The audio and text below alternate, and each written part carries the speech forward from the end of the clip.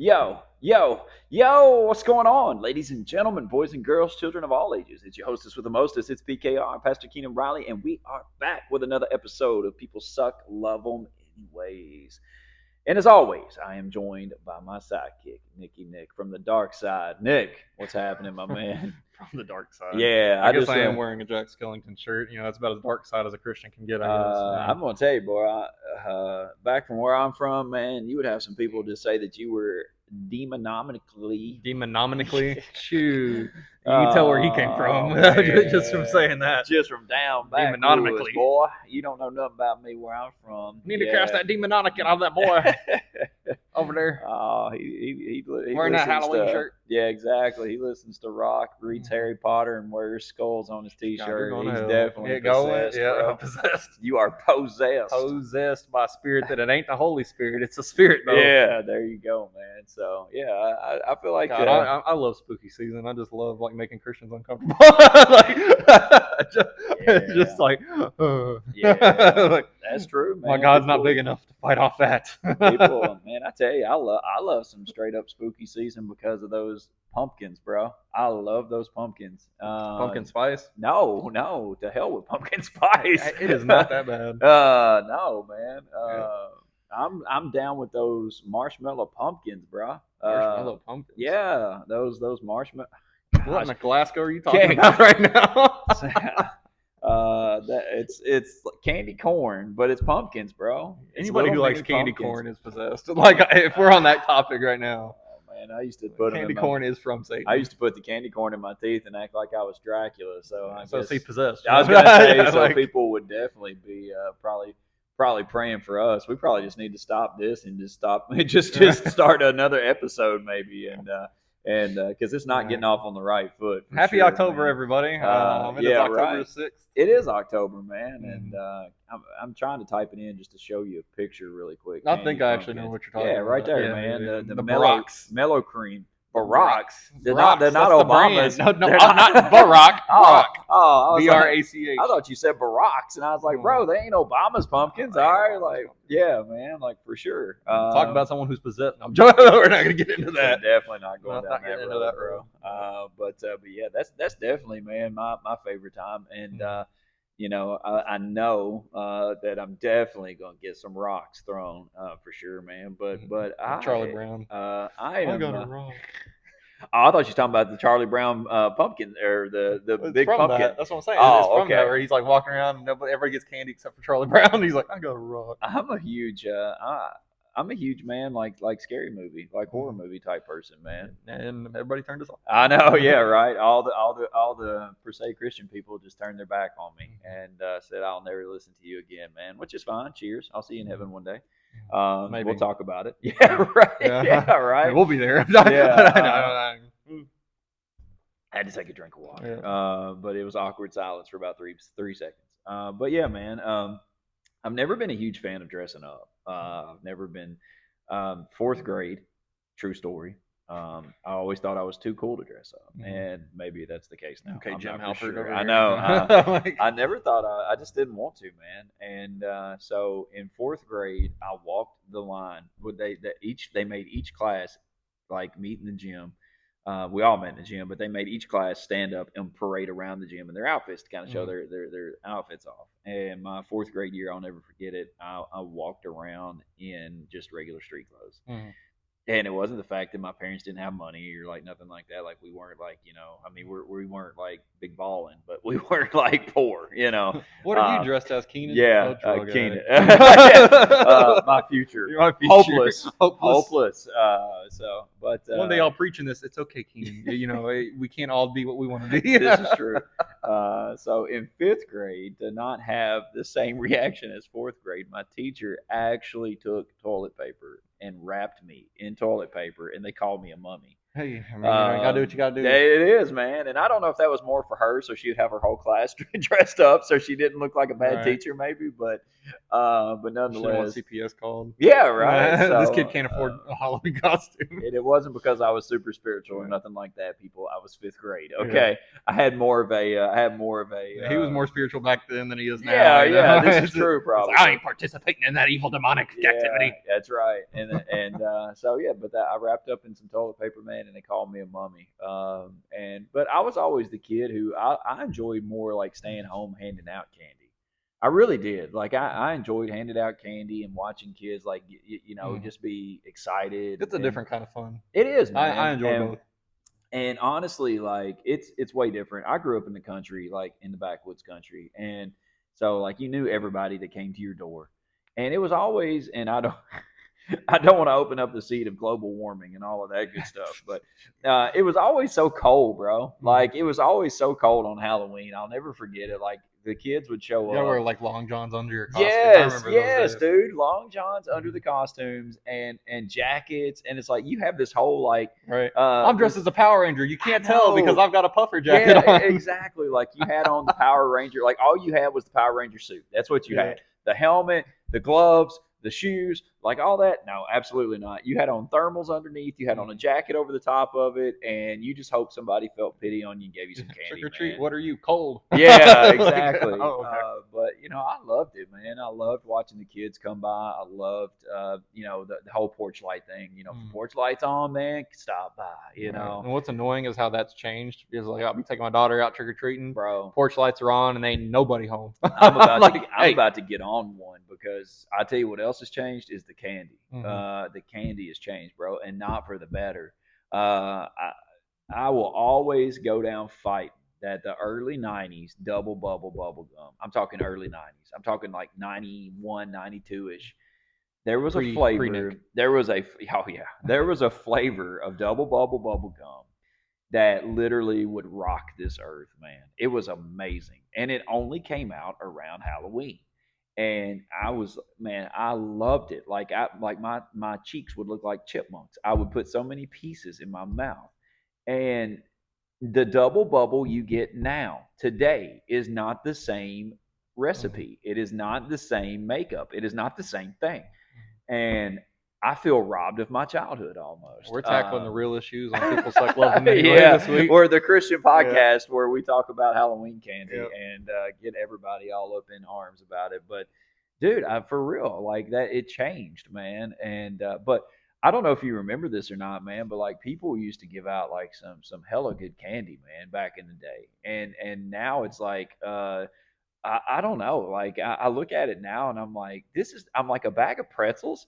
I would be like, I just call some people out. So people are like, well, I guess I'll take pretzels. I'm not like, no, man, forget you. Like if you what about chocolate covered pretzels? No, absolutely not, bro. No, like, you may as well give me a mini bag of carrots and some Hidden Valley Ranch. Like get off me, bro. Get off me. Get off me, man. Yeah, like there used to be a guy or a family we would go where we usually go for trick or treating. Like there was this house towards the end of our route. That would always hand out like he had like stuffed animals and books. I was like, man, this is awesome. Like, I mean, I got candy. I got like a bucket full of candy, and then I get a toy. That sounds like a pedophile's house, bro. I'm just gonna tell you, doctor, actually. Oh, yeah. Which that doesn't mean anything. You say you say what you want to say, bro. But you giving out stuffed animals and books. I mean, like that sounds like story time right there, man. Right, like the poor kids who didn't have parents walking them around. Yeah, exactly. Come in, I'll give you a book and a stuffed animal if you stay with me. Nope. See what happens. Nope. That's a whole nother situation right there, man, that we don't really need to get into. Well, we're done into it at this point. Yeah. But, if this is your first episode of People Suck, Love Them Anyway, we're not always this crazy, but we usually are. Yeah, we usually are, man. But I do think too that we've said this a million times, but man, just being real. I think just taking down that facade of, oh, this is a preacher, this is a youth pastor, this is a church podcaster, this is a Christian podcast. And it's like, no, man, we're still just everyday people regardless. And I preach twice a week, bro, but I'm a person every day, all day. And I think it's important for people to be mindful of that, to be relatable. That outside of a pulpit or outside of a class or of a service, like we're just real people, and this is conversations that we have, whether we're on camera, off camera, whatever the case is. And I'll be a thousand with this one too. Is that I think we need to be more real. Mm-hmm. I do. I think we need to be more relatable, and allow people to see that you can. I think have fun. You can have conversations, which is what we were having before we actually started this podcast. We were having another podcast that we never tape or we did tape it, but I doubt I'm going to post it. That's true. We'll put it that way. But I think it's important to show people, man, that that outside of church and outside of the service and things like that, that you're just a real person, and that you can talk about things. It's so I get blown away at people who like will talk about something and maybe I have knowledge of it. There's some things I don't, but some things I do. I do all right at. But and like I'll say something about it, and they're like, "What?" They're like, "You know that?" And I'm like, "Yeah." I mean, what do you think? Do you think I just go home and like shut myself in a bubble, until next Sunday? To be doing as a good Christian. I know, right? You leave church and then you lock yourself in the prayer closet until work the next day, and then you come home and then lock yourself in the prayer closet. Yeah, exactly, man. You just be a slave for Christ at that point, absolutely, man. And all that. But yeah, I'm not. I do love Jesus a lot, and I do try my best occasionally. And but for the most part, man, I just think we're real human beings, and I think that we even talked a lot about it today in the service, that being real and being relatable, man, is something that not a lot of people in this area like. We figured out, but that for the broader spectrum that's out there of people, I think being real and relatable and just kind of letting your guard down and say, "Hey, I'm a human being, man. Heaven forgive me. I watch a scary movie. Heaven forgive me. You're opening a door to hell. Yeah, heaven into your life. I know. Heaven forgive me if I eat some candy pumpkins. Heaven forgive me if I enjoy giving candy to kids. Heaven forgive me." That's obviously the worst thing you could possibly do. Yeah, exactly, man. So yeah, we're going to lump some Halloween candy right up there with crack cocaine. So absolutely. So I don't know, man. Like I just feel like that as people, as individuals, I'm not saying go home and get out a Ouija board and like summon the demons or anything. But that's kind of my line. Right. I'm drawing that line right there. But I mean, like, I don't know, man. It's kind of crazy. Like, we do the same thing that the world does, but we call it a festival. You know what I mean? Oh yeah. Don't get me on that tirade. I know. But we don't have trick or treat. We have a fall festival. Yeah, and there's bobbing for apples. You can wear costumes. Yeah. There's nothing too demonic. And we call it trunk or treat instead of trick or treat. Okay. So we gather up everything, and it's like, so we're basically masking what the world does, and we're trying to use it for Jesus. Right. but robes of righteousness. Yeah, right. But if you but if you go out and trick or treat on, it's crazy. Mm-hmm. Like, think about that. Like, we want people to come into our church parking lot, and it's like, what makes it Jesus? Because it's the church parking lot. You're on holy ground. You're on holy ground. Yeah, exactly. I mean, that's basically, we paved down a forest to build this church, but we're on holy ground now. That's basically our thought process. I mean, that is no joke. Like, it's like, you're in our parking lot. No demon can cross our parking lot. We put a line of salt down around the parking lot. Nothing can enter here. True statement. I'll rub a fry in and eat it, bro. I don't even care. I don't know. That salt's been on the ground. Yeah, you're definitely not that faithful. For sure. But it's like we have that mentality. It's like if we do it at church, it's holy. Mm-hmm. And it's like, no, it's really not. It's like, just because you repackage it doesn't make it Jesus-y. It doesn't. Like that Reese cup you're going to get at church is not going to be any different than that Reese cup you get on the front porch of somebody's house, bro. And I mean, like I said, I grew up in a community where I knew my neighbors. Yeah. And I knew my neighbors. And they some good people, bro. They really were. Like, they were some good people. And it's like there was nothing demonic about it, bro. It was literally, and I'm not saying, I'm not saying that there's not demonic stuff out there. I mean, it's just like any other tool. I think you can use it for the right reasons or the wrong reasons. What, Halloween? Yeah.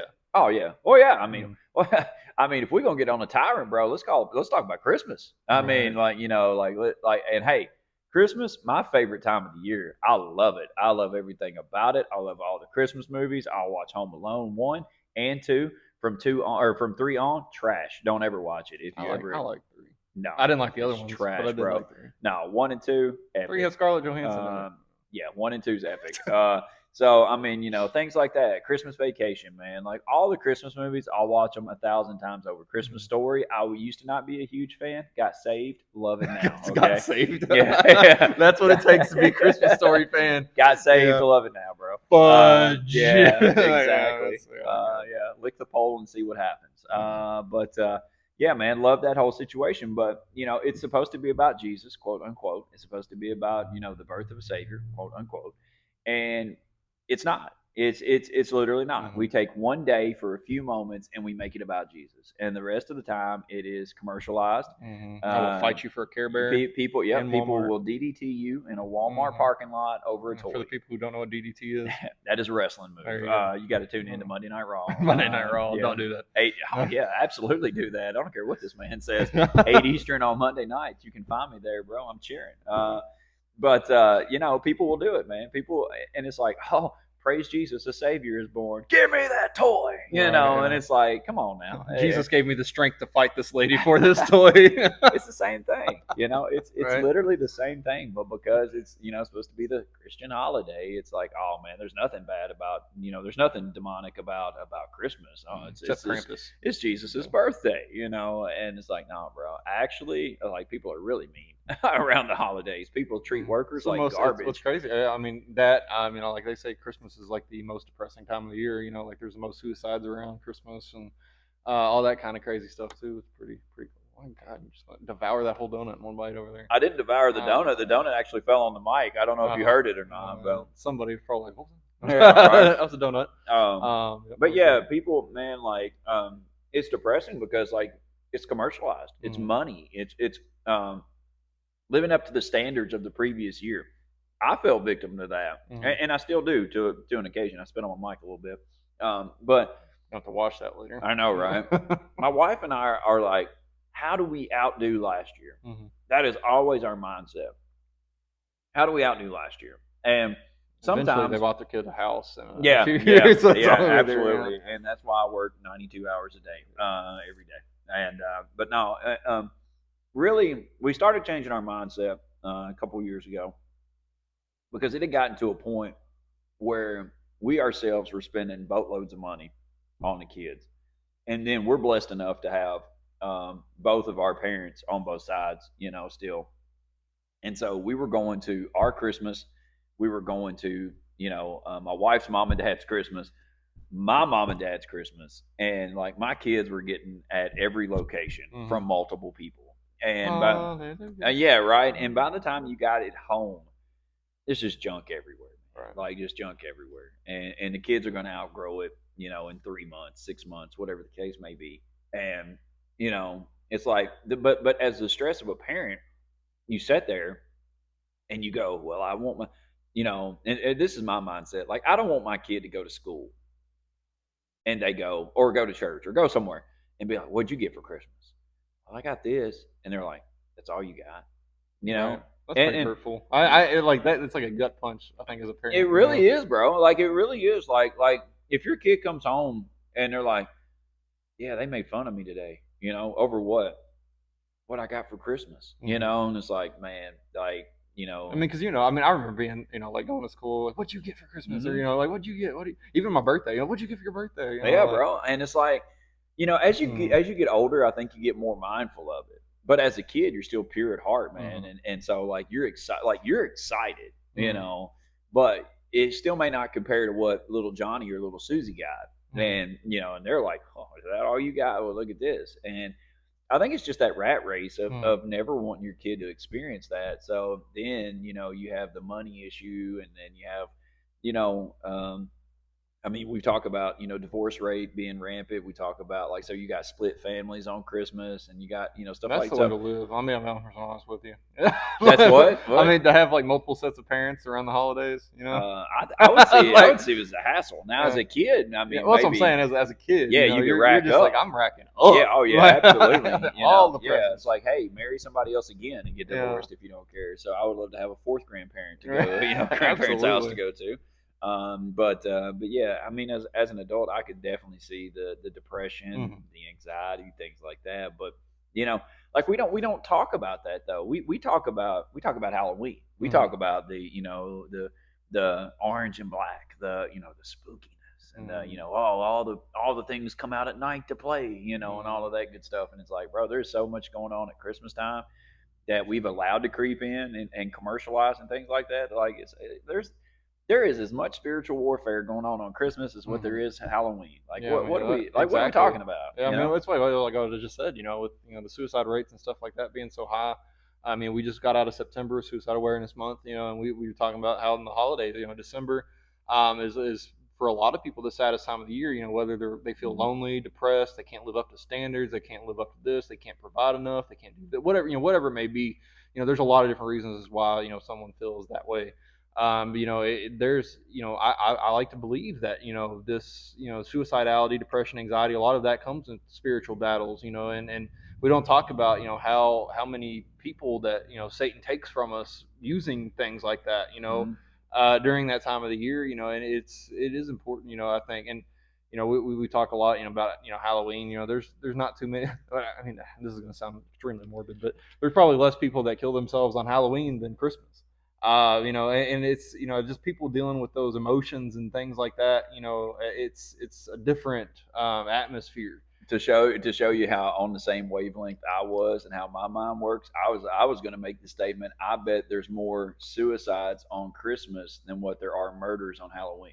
I mean, you're probably not wrong, or sacrifices on Halloween. Either way you want to Yeah, go with it, but yeah, that's where my mindset was going, and, yeah, and I think that's true. I don't. I mean, I'm not going to stand and say like, hey, that's true, yeah. but I think if you I were don't to, have the facts. yeah, I was going to say, I think if you were to put numbers together Mhm. and look at, and We're so scared of Halloween, but we should be more scared of. yeah, well, I think we're scared of Halloween because that's what we've been taught. Mhm. We've been taught, hey, stay away. Dark, bad, stay away. Dark Yeah, and bad. yeah, dark, bad, stay away. Type situation, and and then it's like, oh, but embrace Christmas. Mhm. Good. Jesus, good, and embrace it. And but then you look at the other side of it, and you look at the hustle bustle, the spending, the going, the running, the doing, the stress, all of this good stuff. And it's like, man, it's like people. I feel like people are battling more spiritually at Mhm. Christmas time than what they Oh, are 100%. Halloween. Like, oh my goodness, don't you It's bring like in. we're on guard during Halloween, but not around Christmas. Well, yeah, I mean, I think to a certain extent, but I also just think that it's more of a stigma. It's more of a stigma in the Christian community not to celebrate Mhm. Halloween, I and think Satan on so Halloween is just kind of sitting back laughing at us, and then on Christmas he's like, "All right, it's time to go." yeah, Like yeah, he and then it's cracks like, his yeah, knuckles, and then like, let's and then fight. yeah, and then like at Christmas time, it's like have a holly jolly Christmas. It's like no, actually, I'm not. Hmm. The bank account's upside down. I just opened a new credit card. I'm Yeah, thousands of dollars in debt to buy right, presents for right. people Me and who I my could have just wife. bought stuff for myself. Yeah, exactly. Me and my wife just literally had a knockdown drag out over kids and money and traveling and everything else, and it's like, so it's like, no, man, it's not the most wonderful time of the year. Sometimes it's a literal disaster. Yeah, and for some people, it's definitely not the most wonderful. I mean, some people, Yeah, I mean, like legit, honestly, there are some people who Christmas time is their least favorite time of the year. They right. feel the most lonely, they feel the most stressed, they feel the most anxious. And I mean, it's true. I Yeah, really do. I've heard that before from yeah. people. Yeah, man. It's so, I mean, like whenever you look at it, like I know we got Halloween and stuff coming up, but it's like I don't know. I think we have to break the stigma. I think we have to kind of step into it and just Mhm. be like, hey, man, look, like just because we repurpose something doesn't make it any more or any less of what Right. it actually is. Just makes us feel better. It does, Hmm. and that's like I want to slap somebody, like Hmm. like not you personally now, Right. but Hey, might as well. but I do like it's like, are we that naive? Hmm. Like, are we that naive? Is that what we think? That like that we can take something and go, oh, Hallows Eve, like even saying it sounds spooky. I mean, especially when you say it in that voice. I know, right? Yeah, like I want the Legend of Sleepy Hollow just to come riding through right now, but like, yeah, man. But I don't know, and I don't want to compare. I think we get in trouble sometimes of trying to filter everything through the life we had. I don't think that's safe sometimes, but like I do. On the other flip side of that, like I think to myself, like I grew up watching stuff. Like I grew up like the Legend of Sleepy Hollow. I knew about the Legend of Sleepy Hollow. Talk to me about some Ichabod Crane. Like I'll talk to you. I knew stuff like that. I watched stuff like that. Was I out in the woods killing cats afterwards? I mean, if I could get my hands on one. But like I was like, that was a bad example. I know, right? Yeah, like cats are from the third level of hell. So was I out in the woods killing a dog after that? No, absolutely not. And so, I think honestly, man, it's like a lot of it is a big proponent of what you entertain. Or what you struggle with, even. And what you struggle with. I feel that too. But like, now I know we made the joke about wrestling earlier. So like as a kid, nobody tells you. It's kind of like Santa Claus. Nobody tells you that wrestling is fake or that Santa Claus is fake, right? Not today, But until somebody like breaks the news to you, like, hey, they're not really, doing and then you watch it next week and you see somebody's hand not hit somebody's face, and they still fall over, and you're like, wait a minute, man, and so with that, like, it's kind of like people telling you, it's like it's not real, and then you're like, oh, wait a minute, you're like, oh, goodness gracious, but for so long I thought it was real. And I'm not saying that demons are not real, or that principalities of darkness aren't real, or that addiction is not real, or the way that the enemy deceives is not real. I'm not saying that, but it's kind of like it's what you choose to buy in, to believe in, and to go deeper with. A lot of people in the world think that the Bible isn't real. You have atheists all over the world that try to disprove and discredit what the Bible says. They don't believe in it, so they've chosen to not believe. Now, us, on the other hand, we're like, yo, I believe the Bible. I believe what it says. I believe, so I choose to, maybe entertain is a poor choice of words, but like I choose to entertain what the Bible says because that's what I choose to believe, so it's like there's a difference between fact and fiction, fake and real, whatever the case is. And it's like you have to know the difference. And so if I sit down and I watch a movie, I was trying to think, man, Saw. Now we're really going to lose listeners. Oh, Jesus. Saw, man, was one of my favorite movies growing up. It's not one I put on repeat or anything. Let me say it was probably one of my favorite suspense thrillers. I feel like. I'll be honest with you. I've seen all 7. Well, I was going to say there's more like 12. I've seen the original 7 about 4 times a piece. Really? Yeah. What was your favorite one out of all of them? I probably the first. Yeah, I mean, they definitely. It's kind of like Fast and Furious. It's like same way. Yeah, they were good, but they died off, and at this point, you're like, I'm already in. I might as well finish it. Fast and Furious lost me whenever they're driving through like towers and or like huge buildings, taking a hyper like in Hypersport. Yeah, and they like drive through like skyscrapers into another skyscraper, and then out of that into a plane or something. I'm like, at this point, they're fixing to just like get on a like a rocket. Right. They did actually. They took a Pontiac Fiero into space in one of the later ones. See, that's stupid. But I've come to look at the Fast and Furious movies like I'm watching like Godzilla versus Kong. Like it's not realistic, but it's a good popcorn movie. It's entertainment. It's kind of crazy fun. But the first one, it was all about street racing. All about family, stealing TVs from cars. Yeah, like it was the basis of like of what I felt like street racing was.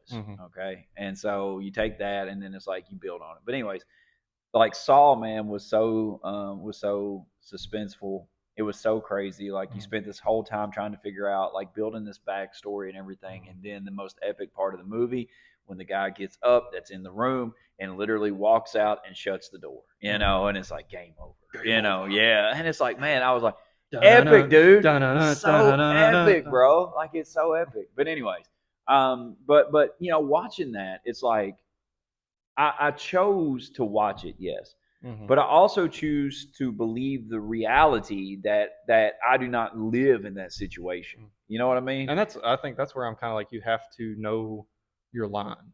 Yeah, a Like, I thousand mean, because percent. like, I mean, and I because anything, as we were saying, anything can be used for the wrong reason, or anything can become obsessive. Or you become obsessive with anything. Like I said, I watched those movies 4 times a piece, Mhm. and I became obsessed with them. I mean, you're talking about little middle school me. If anybody's ever seen a picture of me in middle school, I was goth as all get out. You was. I was, long hair, tap out shirts, bracelets up and down my arms, all this kind of crazy stuff. Isn't tap out Um, like a workout thing though? it was a UFC thing, but like a lot of those like angsty gangster, I'm white, but I'm white trash type people were. You were never a tap out dude. Come on. I wore it. No, I'm not saying I was a tap out Okay. person, but I wore it. I'll let you I go with wanted to that. look that way anyway. But I mean, because you can take things too far is really what I want to go with. Because I'm Yes. like, I became obsessed with those movies. And like I'll be honest with you, this is my pre-saved neck, like designing traps and thinking about things all day long. There it can become an obsession. It can really tear into your life, and it can really pull You you in design opposite. traps. I did. But it can really pull you away. There is a good like there is a bad side to it. You was really effed up, wasn't you, bro? I was. There's a lot of things. There's a lot of things you don't know about me yet. But I'm like, My God. but it was like so there was just a lot. I said it can become obsessive. You can take things too far. You can go too far with things and Did you think try too to catch far a into cat things. in I one? did not. I'm not Jeffrey Dahmer. Like I had enough Jesus in me back then not to do that. You want to try to catch No, a cat in I know. one? I mean, that's more of your speed right there, trying to kill a cat with a freaking rip its rib cage apart. But I hate 'em, man. but yeah. Go ahead. But no, I think you can, and that's where like I really because these evil spirits, these principalities, they're real, they exist, and the Bible warns us not to mess with them. The Bible warns us not to entertain them. And I mean that's where you really have to be. You have to make sure that you know where you're at spiritually. You have to really Mhm. make sure that that you're not watching this to do it. You're not really you don't want to get engrossed in it, and you're obsessed with it, and you don't want it to allow it to change you. Mm. And I think that's really one of Mm. the biggest things. I can there's a difference between handing candy out to kids in costumes and meeting people and talking to people and making kids laugh and talk to them and see smiling faces. There's a difference between that Mm. and designing your own salt traps. Mhm. Like there's Yeah, a difference yeah. between those two things. And that's where it's just it's important to know your line. Like I don't believe I'm going to hell because I dress up or wear Jack Skellington shirts or watch scary movies or all these sorts of things because I know who Jesus is. He's my Lord and Savior. I spend my weeks worshiping and praying to Him and all those sorts of things. I'm not going to let a scary movie set me back. But there was a time when I did. There was a time when these scary movies, these things, they did set me back. I became obsessive and things of that nature. But like it's, you have to be able to know where that line is, and you have to be weary of treading that line too closely. Yeah. Because these things can become real, and especially when you're younger and impressionable and things of that nature. My sister, she was obsessed with these horror movies and scary movies, and it took a toll on her mental health every once in a while, and she would go out and watch things that, and she would have nightmares. My dad has this famous story because he hates horror movies. But this famous story, where she would watch all these scary movies, and so he took her out one night, back behind our property on a 4-wheeler, and turned the lights off in the pitch black dark, and he was so proud because he freaked her out so bad, like because it was so dark and she was getting scared, and he's like, "This is why you shouldn't watch horror movies." Yeah. But it's just like you have to be careful about you have to be guarded, you have to be protected. I get that, but not allowing your kid to dress up and go trick or treating with their friends is a different level of that. Like it's kind of like you're becoming obsessive on the opposite side of it at that point. Yeah. And it's like it's just one of those things where everybody draws their line in different places. Like I said, God, no, I'm not messing with a Ouija board. I'm not trying to summon spirits. I'm not trying to talk to spirits. Yeah. I ain't doing that because I know that stuff is real. I don't want to open the door of that stuff into my life. I have enough Right. problems as it is. Like I don't want any more problems. I get that. But and that's where it's part, being guarded, and I mean, you have to be careful, and it's, I think it's also another, part of, all of this is just being guarded, but also not allowing it to get in the way of good. Yeah. Like I love, we go out here trunk or treat, around the square. I love seeing the kids in their costumes, talking about their costumes, seeing them laugh, seeing them talk. And just not. It doesn't even have to be a matter of, hey, because we used to hand out cards, like come to fruition, come to fruition. We didn't see anything come to fruition from doing that, but what I really enjoy and love about doing it is just loving on kids. Yeah. Like these kids are coming out here, they're having a good time, they're excited to get candy. Just giving them some candy, making them smile, talking to them, laughing with them. Well, it's so fun to me. Also, too, like you're taking an opportunity to give them something that they may not regularly get at the house too. You know what I'm saying? Like, whenever you look at it at the other side, the other flip side, it's like you have a lot of people that are hurting and struggling and broken right now, and watching their kids dress up and run around and get some candy, man, does everybody some good. Like, they get to see their kids happy. They get to see their kids getting something that, maybe they won't come to mom and dad and be like, can we go get a Reese cup tonight? Well, honey, we're kind of struggling right now. We don't have a lot, like we don't need that Reese cup tonight. But yet, this allows an opportunity for people to go out, God, have a we good live time. such cushy lives sometimes, man. What do you, like over a Reese cup? Well, or it's what? just like, you saying that, like, it just hurts me because, like, I've never been in the situation where I've hurt for candy. You know what I mean? Like, and it's just like to think that consider yourself right, lucky, I know. okay? Right. Because But no, I used it's to walk just uphill both ways to go to school in the morning. right. But I'm like, With no it's just so shoes. crazy though. Like, because we take something so for granted. But I mean, there are families out there, that we Yeah. see, that like candy to them is like gold. Oh, It's like, I mean, going out to eat at McDonald's is like gold for them. Yeah. It's like a field trip. It's like a vacation. yeah. And And I it mean, makes me sick when yeah. my kids are like, let's go to McDonald's. Yeah, right. We've been 3 times this week. Yeah, exactly, man. But yeah, I agree with you. I mean, it's literally, but that's why I think it's cool to like to put things into perspective like this, and to like literally like ask yourself, am I handing this out, or am I doing this? Am I entertaining darkness by doing this, or like, am I literally helping put a smile on somebody's face? Maybe I'm helping ease the burden of a family. Maybe like you're stepping in the gap of maybe there's a need there, and you're serving that need. And it's like I've never, in the times that we've been doing it out here in front of the church or down on the square or just at the house or whatever, like I've never had somebody walk up to me and be like, damn you to hell for handing out candy, like, I've never had it. Every person that's ever came by and got candy has either said trick or treat, thank you, like, and I hear you asking them about costumes all the time. Like, you do a really good job with the costumes, because like I am so out of touch with stuff, man. And like, it makes me, because I know these kids are like, wow, this adult knows what I'm yeah, dressed I was as. gonna say, and people like come up and Nick's like, hey, you're such and such and such and such, and I'm like, what is that? Like, is that a movie? Is that a TV show? Is that a book character? Like, is that, what is that? Is that somebody he drew up on a saw trap? Is that like what what is that exactly? But so it's just a huge way to connect with people, man, and to meet people where they are. I think that's a huge, huge, huge takeaway, man. It's like Jesus was always about meeting people where they were. Whenever Jesus would go, it was so cool, man, because in the story of the Pool of Bethesda, this was an actual place where lame people like resided. That's where they were. Okay, that's where they lived at.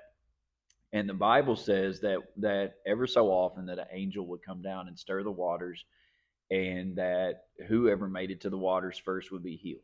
And I got, like, Jesus healed a person that day. Okay, like, I get it, but how many people I think about today, Nick, would have not even walked into that area because everybody that was there was lame. Everybody was there, had an ailment, they had a situation, they had a sickness, they've been like that for forever. And it's like I never seen Jesus skip an opportunity because of the environment.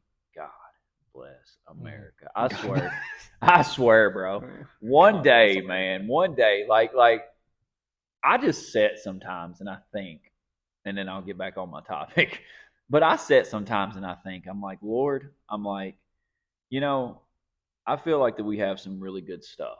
I do. I feel like that we have some really good stuff, whether it's preaching, whether it's the podcast or stuff like that. And I'm like, I think to myself, I'm like, Lord, if you could put us on a level where we could reach some people, we'd be dangerous. You know, like we would be dangerous. I sit back and think about that sometimes, and I'm like, Lord, you know, I'm just waiting on you, bro. Mhm. All right, like, And as you preached about today, are we ready? yeah, are we ready for it? bro, I've been Yeah. ready. I got the G5 gassed up The there. G5. Yeah, up there. Yeah, man, we're ready to go touchdown over in Hawaii and serve some serve some people, bro. In a luau or Yeah, in a the people of whatever it's Hawaii called, are lake. hurting right now. But yeah, what was I talking about again? Jesus being in situations that other people wouldn't walk into. Yes, Jesus never skipped a situation over the environment, and so that's, man, like for us, you know, Halloween is not going to go away. I hate to tell y'all that, like no matter like how many prayer warriors come together in unison and pray away, hold hands in a circle, pray the way the spirit of put Halloween. burning books in the middle of it. Wait a minute, this sounds like a yeah, right. It's a Greg Locke service. It's a Greg Locke service, or we're sacrificing a virgin. Which one of the two? Something's going on here. But no matter how much we pray about it, it's not going away. I'm not saying embrace it and again, like, you know, go all out with it. But what I am saying is that, again, Jesus never skipped an opportunity because of the environment. So he always found a place to work in it somehow, some way. And maybe it's not the fact of that we need to repurpose and have trunk or treats or have, you know, fall festivals or things like that. Maybe it's just the fact of that we need to embrace it for what it is, step into the gap and try to change the people that we can and try to reach the people that we can. And that's always been my mindset, is to take what we have, to take what I've been given, and to try to step into the gap and to connect with somebody. Exactly. I mean, we're supposed to. I mean, I think one of the main goals of being a Christian is to take our light into areas of darkness and situations of darkness, and take our light and utilize it in places that other people wouldn't go, and most people would discount or shut off. What do you tell people though? That, like, what do you tell the Christians that are like, oh, I'll never do anything with that holiday? What do you tell them?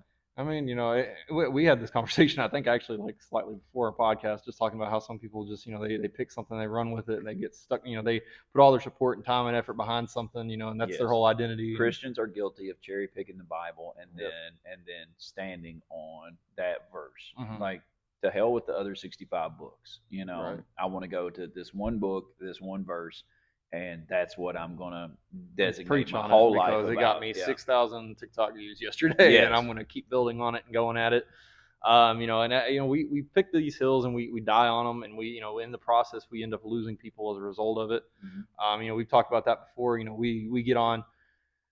Like, I mean, we've already said his name once, but you take like Greg Locke, or you take some of these other pastors that they're so vehemently against something. They're posting videos. What does that mean? It's like very aggressively against something. I knew you were going to ask that question. Vehemently, yeah, that's a word. Okay. Yeah, you said you were reading your thesaurus. I told you were lying. But I told somebody, I said I read it every time I open up the back of the car and move it. So But anyway, we forget a lot of times how when we take very, very strong, and again, not to say we shouldn't take strong stances against things, but when you take a very, very strong stance against something, you're basically pushing the other side away. Yeah, but we got so much crap we can talk about, though, man. I know, there's so many different things. Christians, what are Christians passionate about? Name something. Buffets. That's only Baptist. I mean, that's a Christian. Well,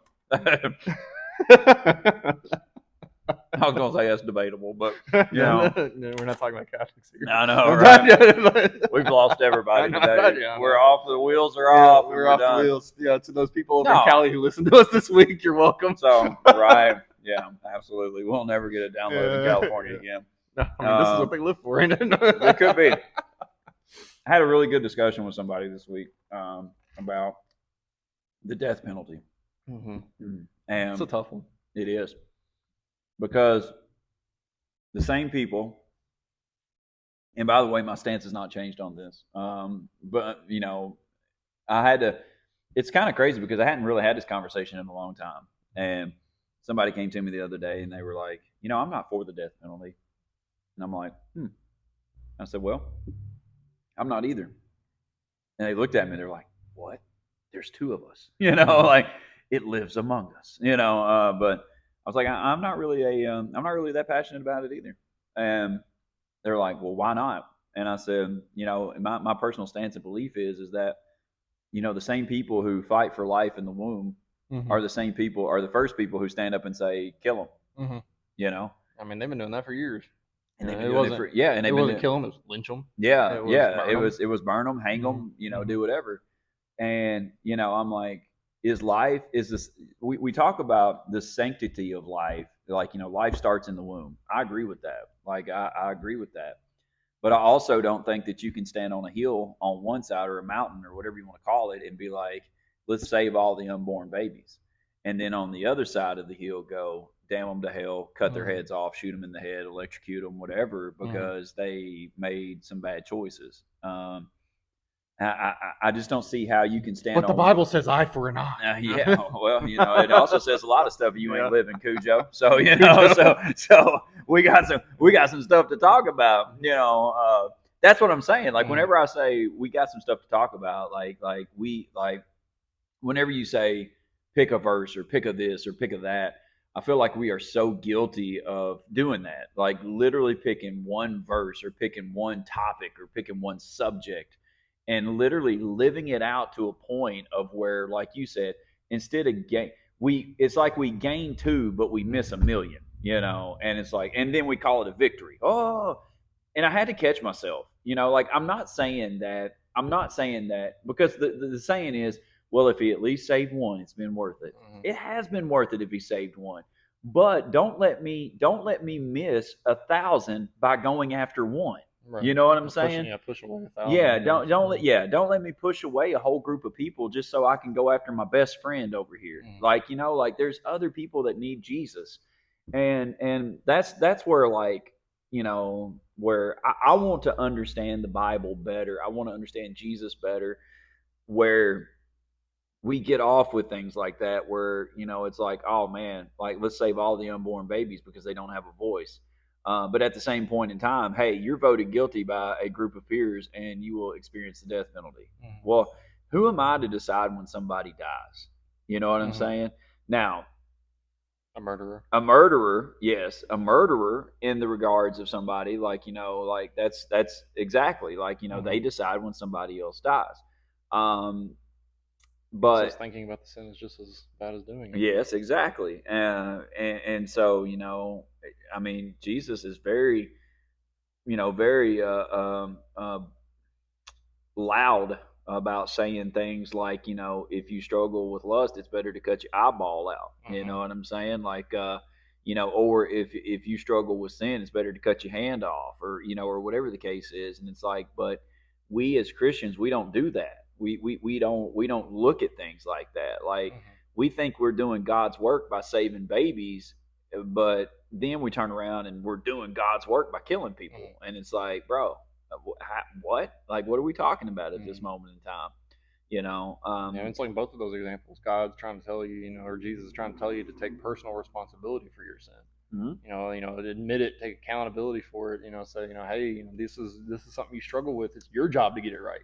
I think it'll be a good question one day, man, to stand before God, and I mean, in this aspect, we won't ever really know. I don't feel like, Mhm. but I think it'll be a good question to like step back and ask and be like, the people that have voted for death penalties and things like that, and the people that put people to death, if they've cut their life short, and not given them the capability to ask Jesus into their heart and life, then are they just as bad as the people that they're putting to death? Mhm.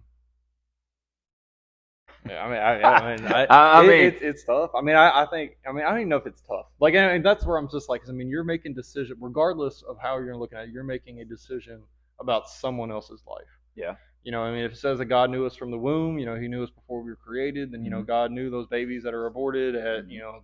2 hours old. When you take that Plan B pill, it's in that moment you're killing something that God created that God could have used.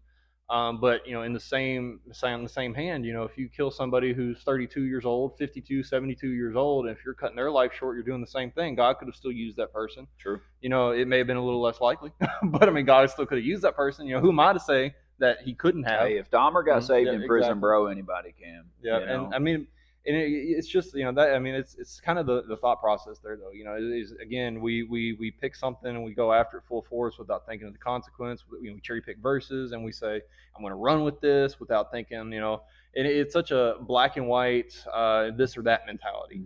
Mhm. That we have, and and that's why I think one thing that I feel like that God has kind of shown me is just how gray, how like, and I know this is a lot of people are saying the gospel's black and white. I get that. What God says is what God says, but the world itself is very gray.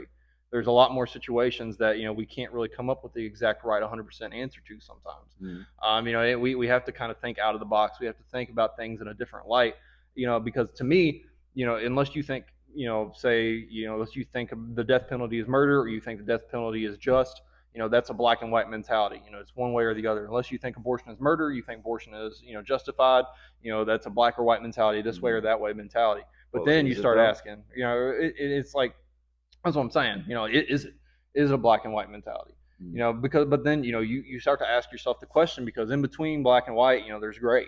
You believe in a lot of what we do as Christians is we try to take somebody who's, believing, side A and try to convince them of side B.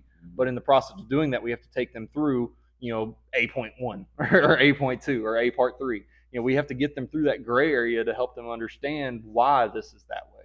Yeah. And I think we're afraid of the opposite happening. We're afraid of somebody who believes in abortion convincing us that it is okay, or vice versa. We're afraid of that, and so we're so forceful and so impactful about what we believe, and we hold to that ground without trying to logically explain it, logically explain our viewpoint, logically try to convey what we're talking about, and we're just vehemently, I'm going to use that word again. We're vehemently for this thing right here. I just feel like you're like mixing like vomit and heave together. I'm just saying. That's not accurate, but okay. But like, I feel like you just want to be like, Yeah. I mean, it's a very loaded word. It's it's getting you thinking about vomit. I mean, I feel like that's a pretty strong emotion that's going up in your head. But it's like then we get into the whole argument. Everybody, argument. I'm going to get super detailed here, but everybody, the argument about abortion. Well, what about rape? What about incest? I was going to bring it up. And it's just like you get into those lines. Well, and it gets tougher at that moment. It gets tougher because if you're going to say, yes, that baby should live, morally, you're at a weird ground right there, because morally you're saying that, it was okay. And you're telling I'm going to get very detailed here. You're telling a 12-year-old little girl that it was okay, that this baby, God had a purpose for this baby. God had a plan for your dad to molest you at 12 years old. Yeah. That's tough, man. And that's when that's the kind of stuff that rocks people's faith and rocks people's world. It was because what I just said, 90% of the Christians aren't going to think about that. Oh yeah. They're going to be like, it's black and white. This is how it is. This is what it is. The life. But and I said, then you're asking these very pointed, these very scary, questions. Yeah. Well, then of course, God, we could get so far deep into this, and I know we're already like almost an hour in. But you look at like the other side of it, where Christians will stand on a rock and be like, God had a plan for that baby. She's 12 years old, blah blah blah, like da da da. If she's not capable, then just put it up for adoption, and and it's like, okay, we'll do that. Well, then why aren't more Christian people adopting kids then? Oof. You know what I mean? We don't talk about that. We don't talk about it. We don't talk about that. We don't talk about situations like that, because it's like it's somebody else's which problem. Opens up a whole new can of problems. I know. It's like we try to tell you what to do with your body, but then we won't be there on the backside to support. And so the black and white to me. And then there's people who say the father in that situation deserves the death penalty. I was going to go down that road for a minute, man. I mean, we only got so long to talk, but yeah, there will be people on the other side. It's like, he never deserves to take another breath. That baby should live, but he should die. Yeah, exactly. There are people who have that exact mentality. When I said that story, people were thinking that. Yeah, absolutely. And so then you're playing judge. Then you're playing God. And that's not what we're called to do. We are not called to play God, and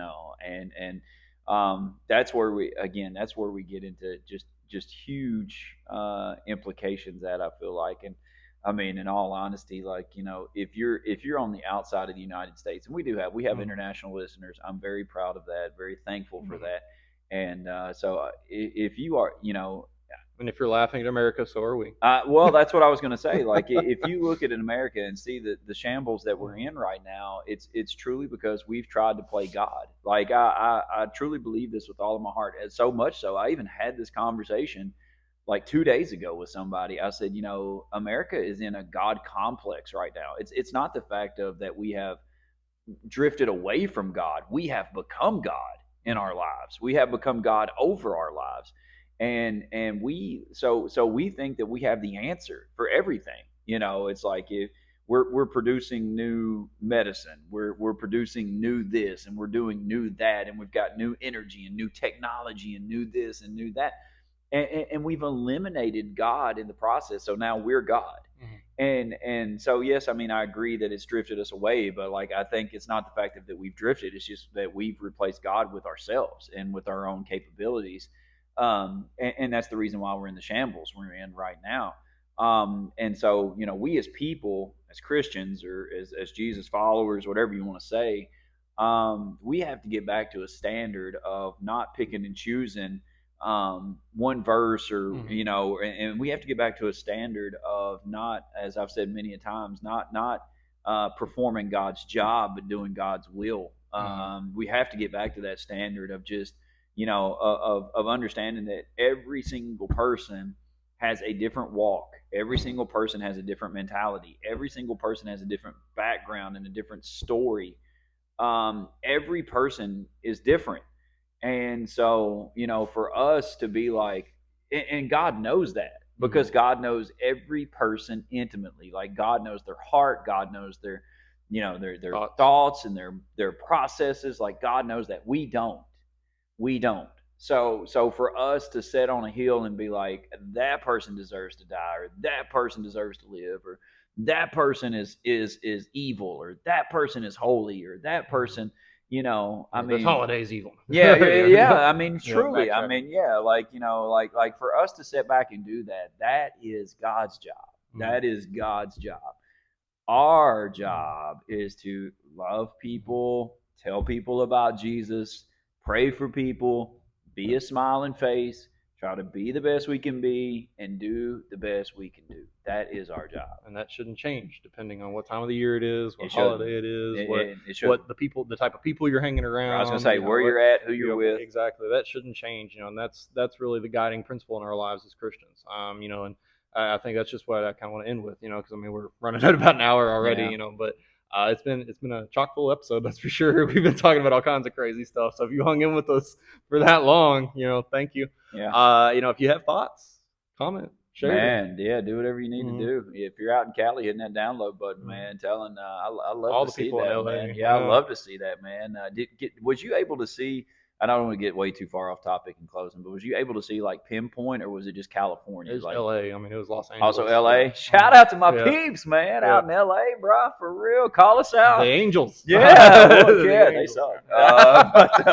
Call us out, man. We'll come see some palm trees and go down Rodeo Drive once or twice. Connect us with the agents over there. And I feel like, I don't know. Does everybody in LA know someone famous? I mean, I think so. Is that how it works? So, I know the Kentucky Headhunters. They're pretty famous. They won a Grammy. Hey, they won a Grammy, and they live down the road from my mom and dad. So shout out, man. So nonetheless, we love you so much. We thank you so much.